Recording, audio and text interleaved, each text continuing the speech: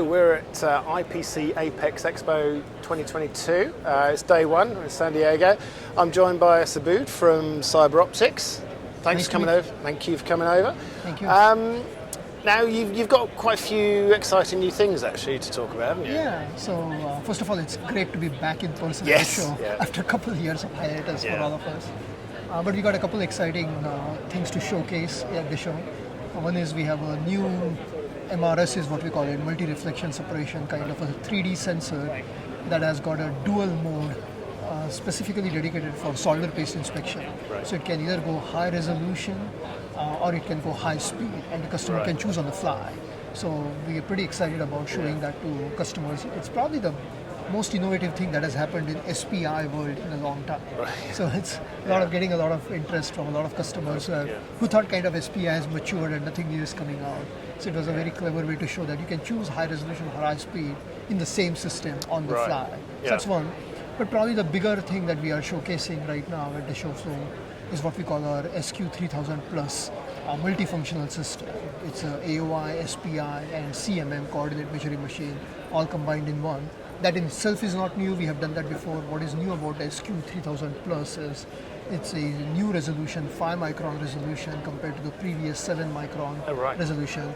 And more importantly, we have enabled it to do very reflective surfaces like glass or silicon wafer. Right, yeah. So as far as we know, it's the first system that can truly handle mirror-like surfaces. Right.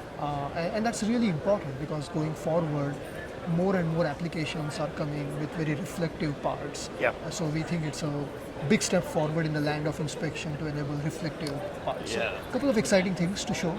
Yeah, I mean that's those kind of things because they are answering real world needs, aren't they?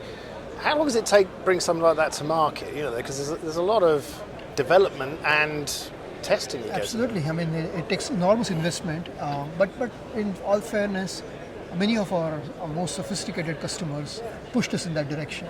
We have an unusual presence between the semiconductor industry and SMT industry. Right. Historically, they were very spaced apart, but lately those two industries are converging. And in that convergence, a lot of interesting applications are coming up that has a genuine need for this kinds of inspection. So some of our most sophisticated customers pushed us to do reflective part measurements at very fine resolution. And the need is genuine. I mean, right now, for instance, one of the fastest growing technologies in our industry is what is called mini LED display technology. And it's much superior than LCD and OLED technology. And it's taking off really quickly. Right, yeah. I mean, you have seen announcements from different companies like Samsung and Apple and LG, all talking about mini LED technology, using their own marketing terms, but it's at the end of the day, it's mini LED technology. And one thing to enable mini LED is inspection of reflective parts, because you're putting small miniature LED directly on glass. And to inspect a glass is not possible with the conventional SPI, AOI type equipment. I mean, there's some significant challenges there, weren't there? Absolutely, yeah. I mean, it takes tremendous resources to invest in those kinds of areas and inspect.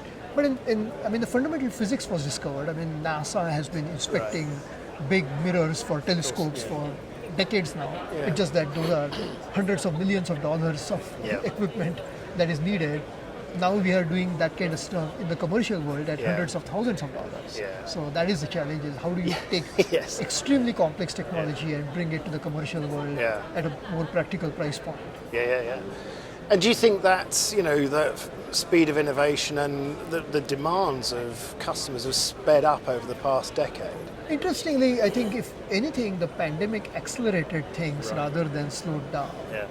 I think suddenly the world woke up to the importance of electronics and remote devices and remote working. And if anything, the pull factor has been faster in the last 2 years. It was already speeding up.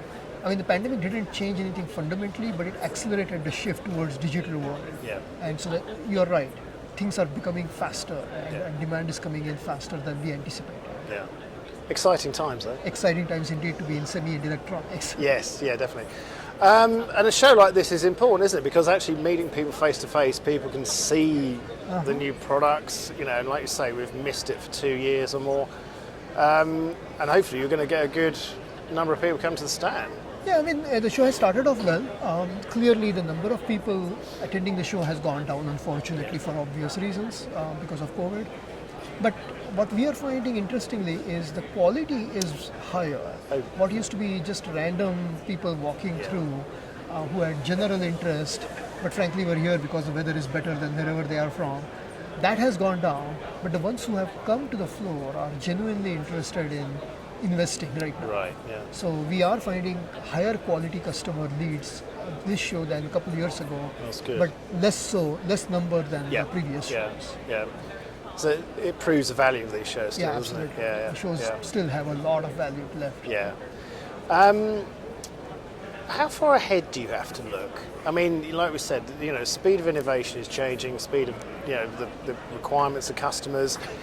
Are you having to look ahead of the curve a little bit to see what's... We do internally plan for 3 to 5 years from now. Yeah. So usually a strategic plan is a 5-year strategic plan, and that we keep updating every year. So that's our timeline that we look at. Frankly, beyond 5 years, it's hard to predict what is going to happen in the world of technology. So many external factors can change that your internal plan You'd make a lot of money if you did predict. Then you didn't need to be in the business at all if you could predict 5 years from now. So usually we try to see up to 5 years, and then we keep updating it once a year. Yep. But it is important to look ahead and see what's coming. Yeah, and like you say, it's important to listen to customers, isn't it? There's no second opinion about that. Always customers seem to know their problems more than anyone else. Yeah. Well, that's fantastic. Thank you for sparing the time to talk to us. Thank you. I hope the rest of the show is successful. Yeah. I'm sure it will be. And I'm sure we'll catch up another show very soon. Thank you. Thank you very much. Bye.